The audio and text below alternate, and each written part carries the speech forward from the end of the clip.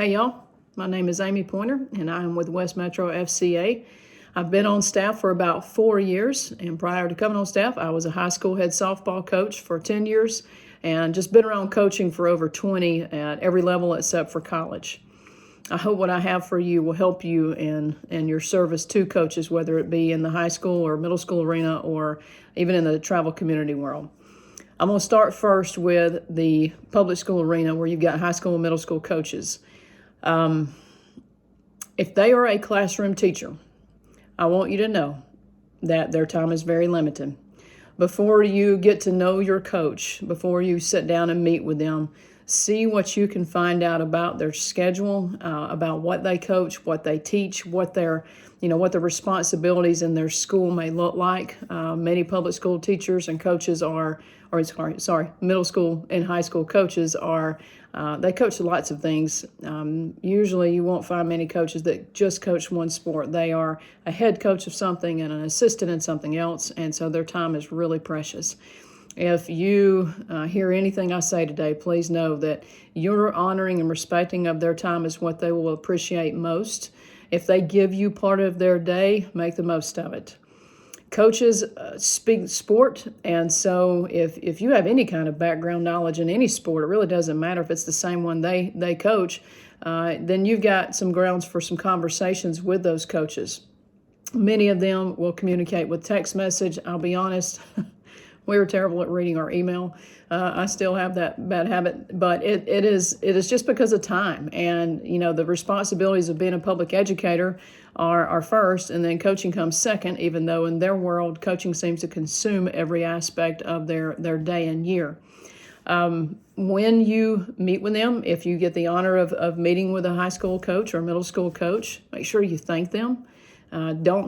Don't expect anything out of them. Everybody expects something from them. They are always, living this life of really being very guarded because so many people expect from them. They are expected to win. They're expected to take care of other people's kids. They're expected to make sure that practice is good and productive, and you got to win and all these things. It's all pressure that they experience, even at the middle school level. And so when they meet with someone who doesn't expect anything from them other than just really being grateful for their time and really want to pour into them and love on them, they appreciate that. I will tell you, it may take you some time before they kind of let their guard down.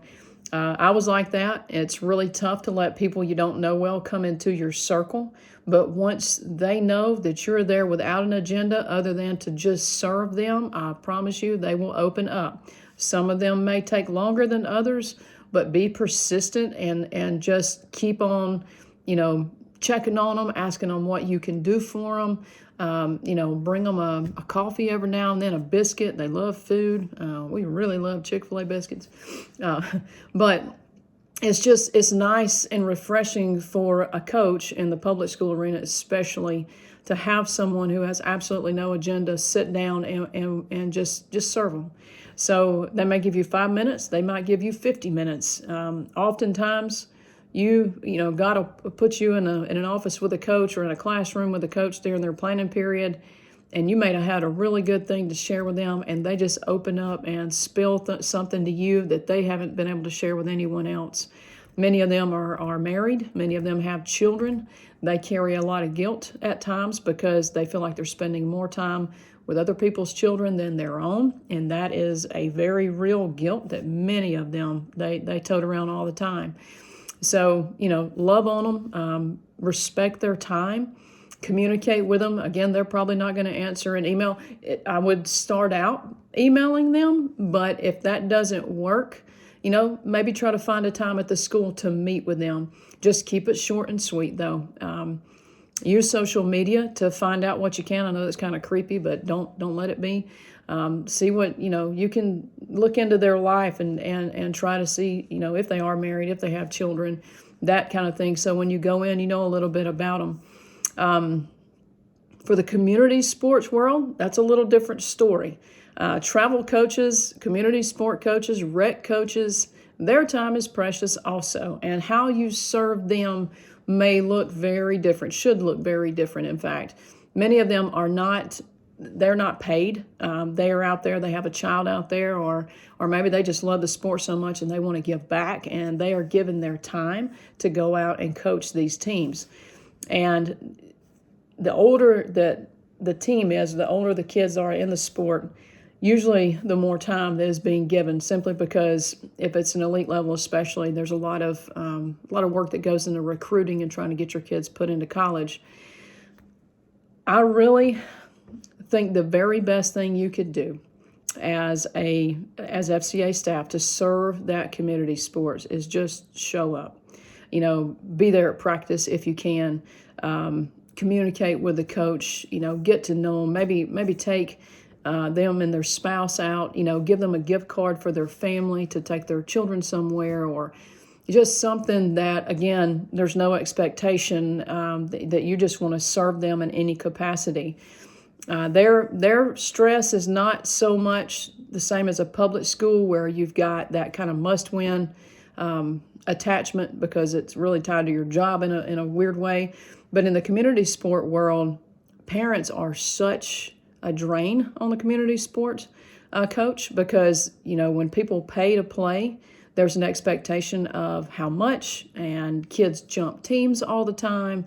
There's very little loyalty in the travel world, and so it's really tough for a coach to get connected to anyone on the team, because you really never know what may happen.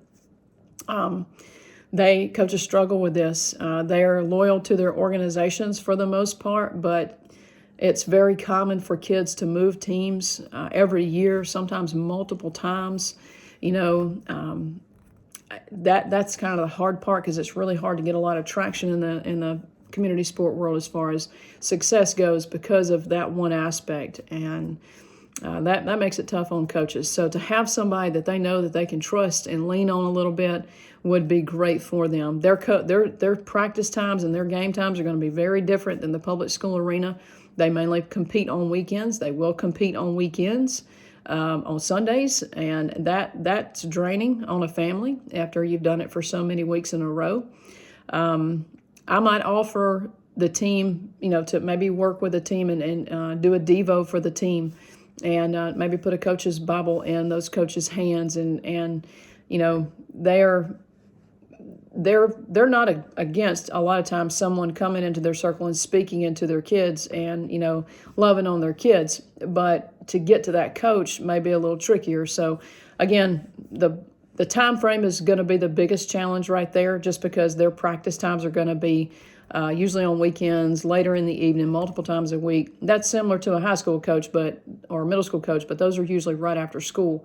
The travel community typically does their work later in the evening, later on the weekends, and throughout the whole weekend, and a lot of times all year long.